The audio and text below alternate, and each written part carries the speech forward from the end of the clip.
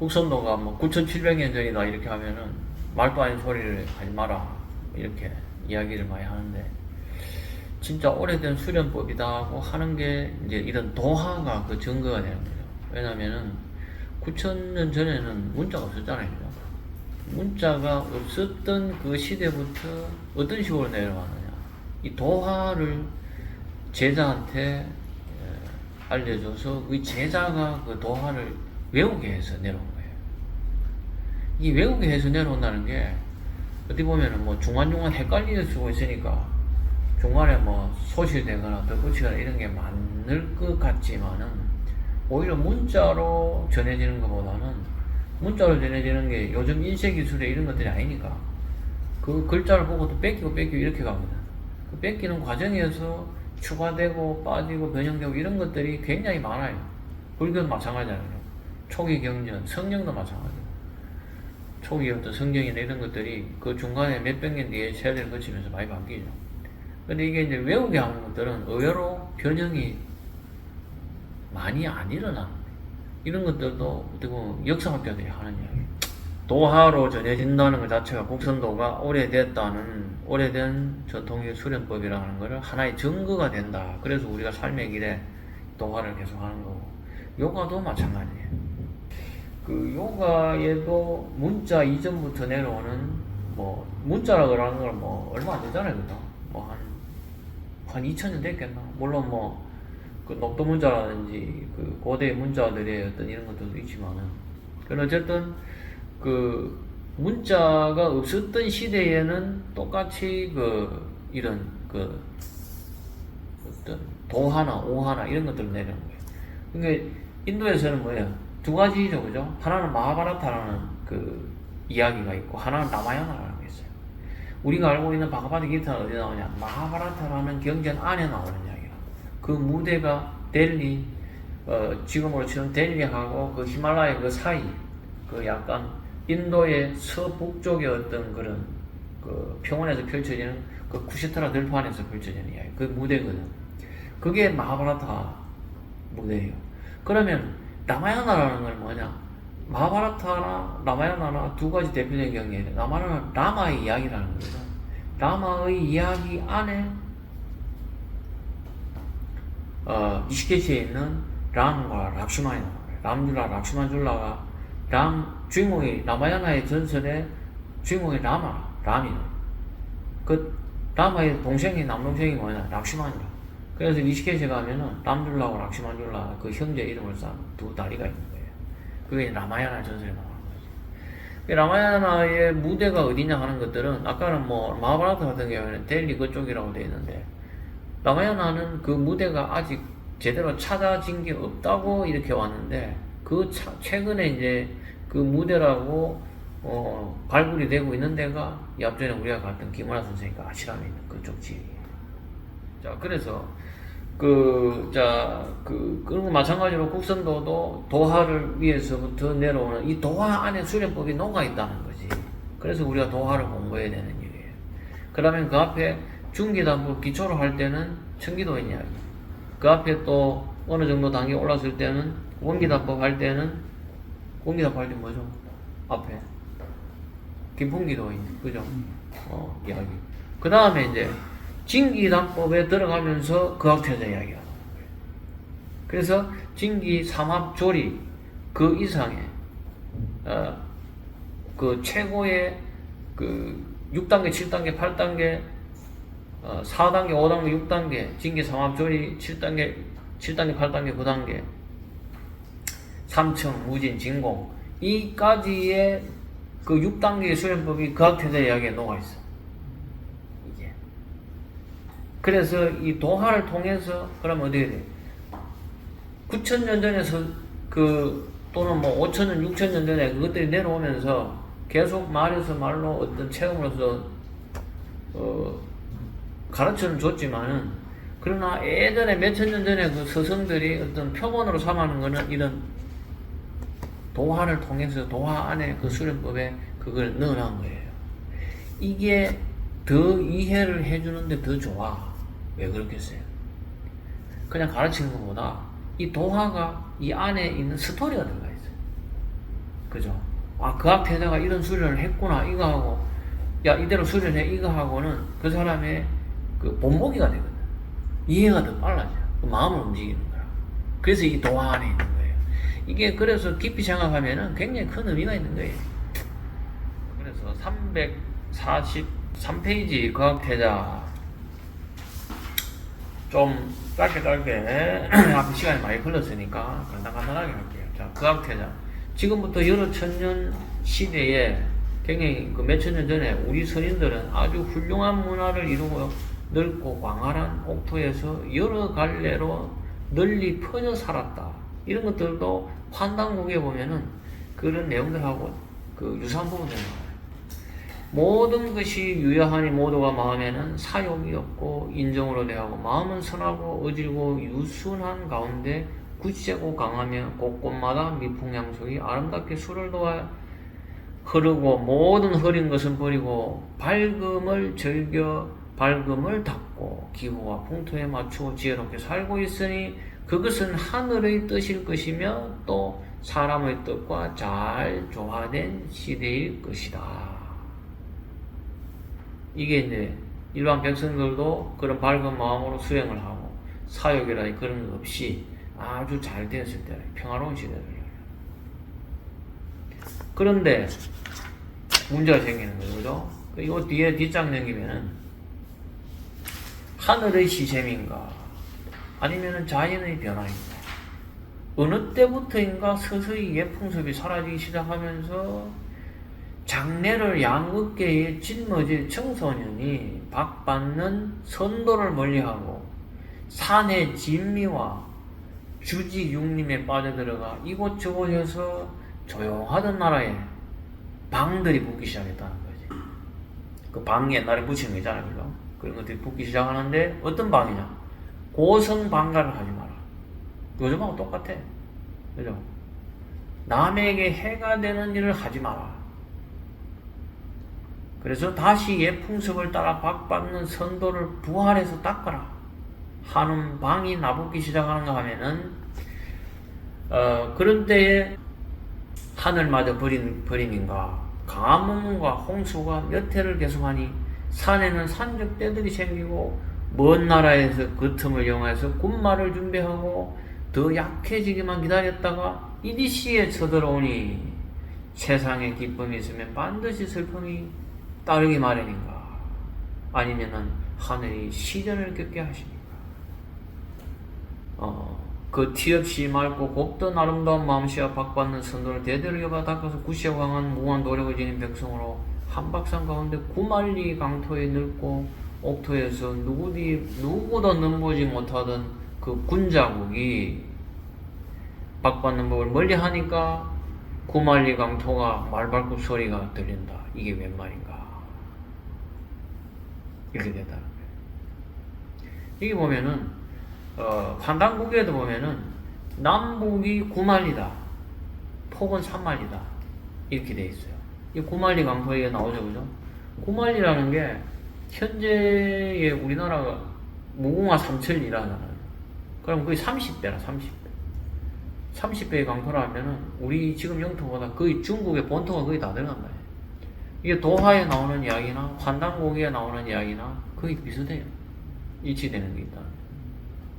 그리고 또 하나는 이렇게 반드시 어떤 그 타락을 하게 되면은 자연도 거기에서 환란에 버금가는 어떤 그런 고통을 주는 거예요. 지금하고 똑같죠, 그죠? 타락을 하게 되니까 이 타락이 그래서 이게 자연이 지금 뭐 기후 변화랄지 뭐 지진 뭐 홍수 여러 가지들이 많이 오는데 이런 것들이 그냥 뭐 탄소 배출이라든지 뭐 이런 것들만 가지고 이야기하는데 사실은 실질적으로는 인류의 어떤 그런 타락이랄지 어떤 이런 것들하고 굉장히 영향이 크다는 그런 거죠, 그죠? 그렇게 되면 반드시 환란이 오게 된다, 고통이 오게 된다. 왜? 사람을 정화하기 위해서 그래요. 지금 이제 뭐 앞으로 미래가 어떻게 될 거냐 하는 것들도 사실은 들여다보면 간단해요.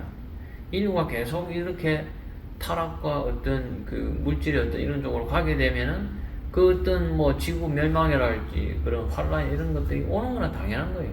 왜냐 안 오면은 더 지속될 수가 없거든. 그죠? 그럼 지구가 뭐 한 방에 날아가야 되니까. 아까도 이야기했지만 우주의 의식, 신의 의식이라는 게 반드시 있는데 그 의식에 창조했는데 그 의식이 작용을 안 하겠어요? 작용을 하지. 어떻게 작용하지? 다시 그쪽으로 돌아가는 작용을 하는 거예요. 그래서 때로는 성인이 출시도 하게 하고 때로는 그런 어떤 자연 환경에 의한 해서 사람에게 충격을 줘서 신에게로 다시 돌아오게 하는 거예요. 이것도 마찬가지죠. 군자국이 타락하게 되니까 어떤 시련이 온 거예요. 그래서 다 죽어. 다 나라를 뺏기고 그때 이제 둘이가 살아남지. 그악태자하고 그악태자의 누나 두 사람이 살아남는 거예요. 그래서 그악태자가 나이가 11살이요. 아랑공주 그악태자의 누나는 13살이다. 11살이 초등학교 4학년인가? 4학년이죠. 초등학교 4학년. 누나는 13살이니까 초등학교 6학년. 이 두 사람만 살아남고 부모가 살 빼돌리고 나머지 다 죽어. 다 뺏기다. 그렇게 해서 이제 그악태자가 죽으려고 하는데 이제 우리 선도의 선인들이 나타나서 구해줘요. 그렇게 해서 이제 수련을 하게 하고 그렇게 해서 다시 침략자들을 물리치고 다시 구마리 검토를 회복을 해요. 해피엔딩으로 끝나는데 그 해피엔딩으로 끝나는 게 중요한 게 아니라 더 중요한 거는 그악태자가 어렸을 때부터 이제 수련하게 되는 이런 그 과정들이 이 안에 다 녹아 있어요. 그래서 그런 것들이 다 이제 읽어보면 이제 그런 거 350페이지 보면은 여기 보면 초등학교 12살이 때 이제 어떤 일을 당해서 이제 수련을 하게 돼요. 그러면은 뭐냐면은 아까 11살에 그런 일을 겪고 1년이 지났다는 거예요. 1년이 지나서 막 원한을 품고 막 이렇게 하다가 막 지 혼자 막 분을 못 사게 가지고 하는데 이제 그때 이제 막 골짜기에 굴러 떨어지게 되는 거예요. 그때에 이제 그 홍한 소년과 아리따운 소녀가 그악태자가 떨어지는 걸 구해줘요. 그래서 이제 그 소년과 소녀를 따라가니까 그 소년과 소녀의 할아버지가 이렇게 구해주고 그래서 원초 소년 보고 이제 그악태자를 이제 가르치게 해요.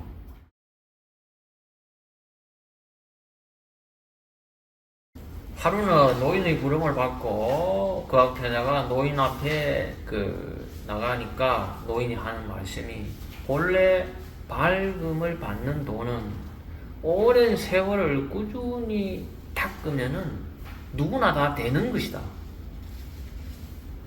이게 중요한 거예요. 박 받는 돈은 오랜 세월을 그냥 꾸준히만 닦으면은 다 된다는 거예요. 누구나 다 되는 그런 쉽고 확실한 방법이다. 근데 이제 오랜 세월을 해야 되기 때문에 사람들이 이제 힘드니까 안 하게 되는 거지. 그죠? 그래서 이제 이렇게 되는 건데, 어쨌든, 그러나 현재는 만 백성의 고통이 심하기 때문에 그악태자는 고생이 되겠지만 빠른 법으로 모두를 익혀야 된다. 견뎌낼 수 있겠느냐? 이렇게 하는 거예요. 그러니까 그악태자가 견뎌내겠습니다. 이렇게 하는 거예요. 그럼 뭐냐? 여기에서 나오는 방법들이 빠르게 어떤 걸 성취하는 거를 지금 이제 이야기를 하는 거예요. 일반적인 수련법보다는 빠르게 성취를 하는 거를 그악태자 이야기에 넣어놨어. 그럼 뭐예요? 그만큼 강력한 집중력이 있어야 되기 때문에 그래요. 또 그악태자는 그만큼 강력한 집중을 할 수 있는 상황이라. 왜? 부모가 돌아가시고 지금 만백성이 그렇게 돼 있으니까 자기가 그걸 찾아야 되니까 모든 걸 다 바쳐서 빨리 이걸 빨리 취득하면 되게 어렵겠죠. 그죠? 힘든 거를 내야 되는데, 내야 될 자기가 당위적인 상황이 있는 거라. 그런 걸 알 수 있고, 또 하나는 뭐냐? 우리가 아까도 얘기했지만은, 진기삼합조리 4, 5, 6, 7, 8, 9 국선도의 단계는 그만큼 어렵기 때문에 굉장히 고도의 집중을 해야 되는 이야기가 되는 거예요. 그래서 여기에 나오는 그 뒤에 수련법이 그 앞에 정각도 단계, 중기단법, 근원단법, 이런 원기단법 정도의 수준의 집중력 가지고 안 된다는 거예요.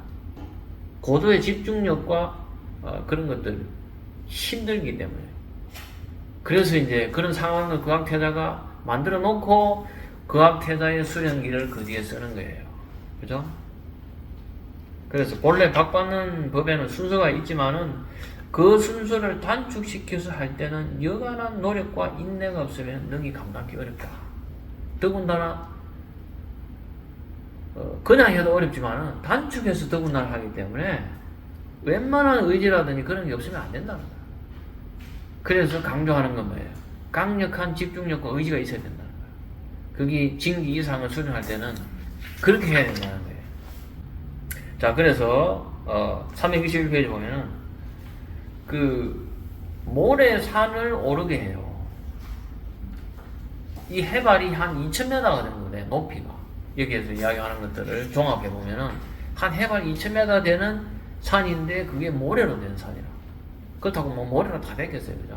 모래들이 많은 그런 모래산입니다.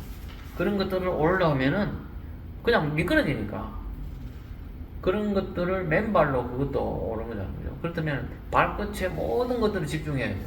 발끝에 집중해야 되고 기운을 한쪽에 모아야 돼요. 내 마음으로서 내 몸을 가볍게 띄워야 되고 이게 하다가 그 집중과 생각이 흐트러지고 딴 생각하면 쭉 밑으로 미끄러져 흘러가네요. 그래서 고도의 집중력과 그거를 계속적으로 유지해야 끝까지 오를 수 있는 거라. 그런 상황의 그 수련에 그걸 이야기하는 거예요. 그리고 이제 여기 보면은 아주 굵은 모래고 가파르기 때문에 아래 단전에 힘을 바짝 주고 몸을 띄운다는 생각을 하고서 숨을 마시고 멈춘 상태에서 올라야 합니다. 그렇지 않으면은 한 발자국도 오르지 못하고 미끄러집니다. 몸을 상하지 않게 해야 됩니다. 미끄러지면 다치니까. 아무리 어려워도 그러나 손을 쓰면 안 됩니다. 나무를 잡아서도 안 되고 땅을 짚어서도 안 된다.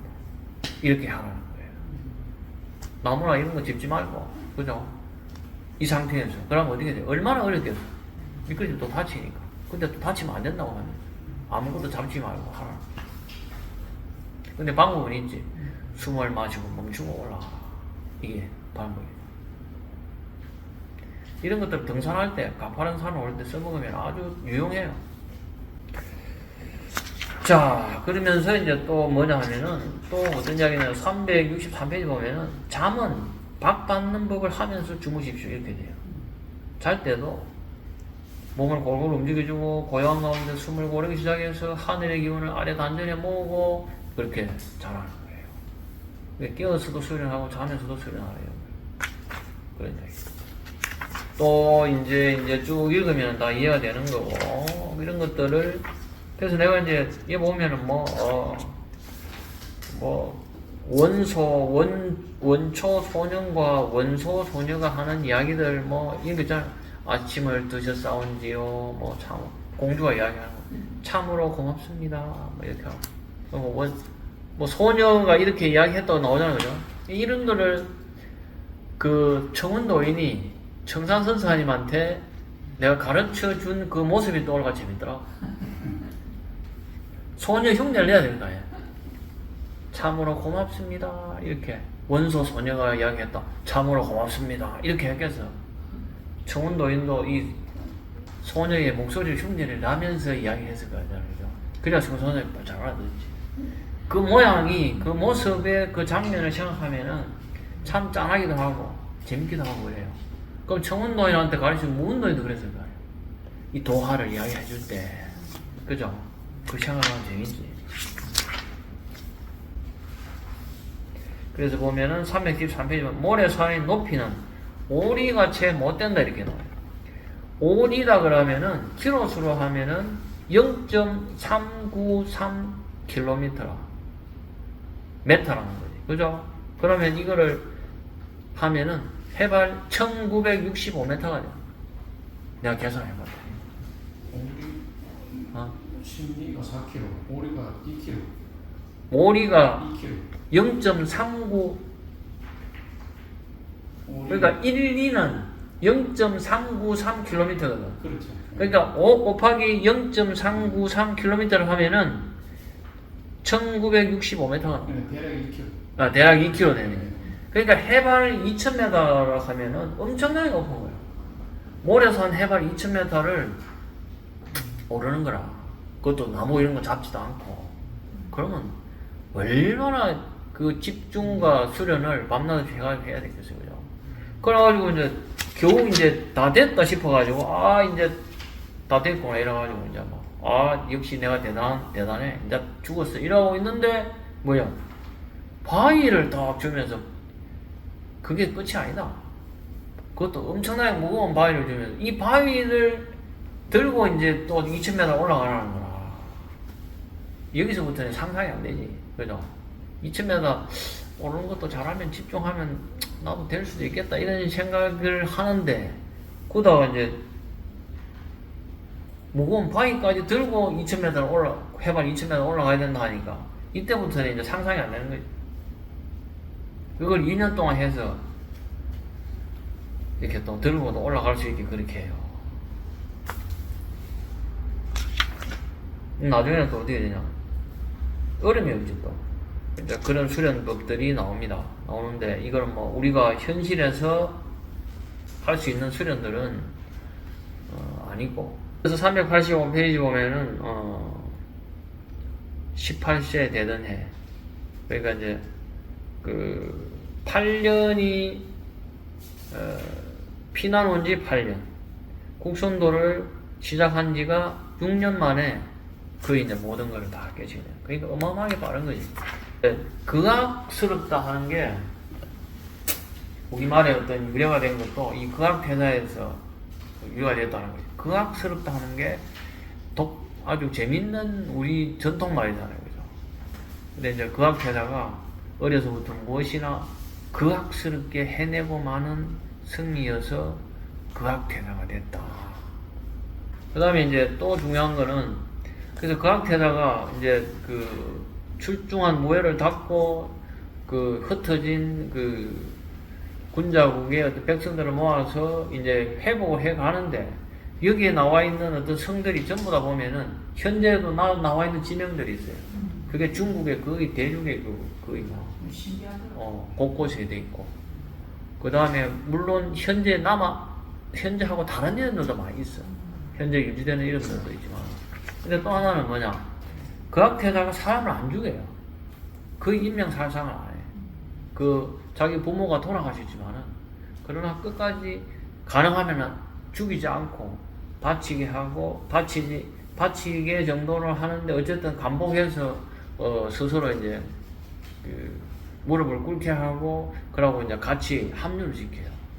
이것도 극악대사가 아주 원수를 갚는다고 열심히 극악생 수련을 했지만은, 그러나 도가 다 통하고 나서는 그 사람에 대한 어떤 인명 중시하고 구하하는 이런 정신으로 성화를 해서 나중에 통일을 해요. 이런 것들이 도화 안에 녹아가 있거든. 그렇기 때문에 이 이야기에서 이제 주는 교훈이 맞는 거지. 그래서 국정도 수련하는 사람도, 아, 극악대사가 이렇게 했는데 내라고 뭐 나한테 해코지 하거나 이런 사람한테 내가 나쁜 짓 하면 안 되겠구나, 이런 걸 통해서 내가 본받게 되는 거지. 이런 도화들이 주는 영향이 그런 거예요. 자, 그래서 어쨌든 뭐 해피 엔딩으로 이렇게 끝납니다. 끝나고 여기 뭐 피부 호흡이라든지 원령을 하는 호흡하는 방법이라든지 이런 것들도 그 도화 안에 잘 녹아져 있고, 그렇고 아까 이야기했던 교훈들도 거기에 있고, 또 그 인도의 라마야나나 마하바라타처럼 우리나라도 이런 도화들에서 내려온 거에서 그 안에 수련법들이 녹아 있는 것들이 도움이 굉장히 많이 된다.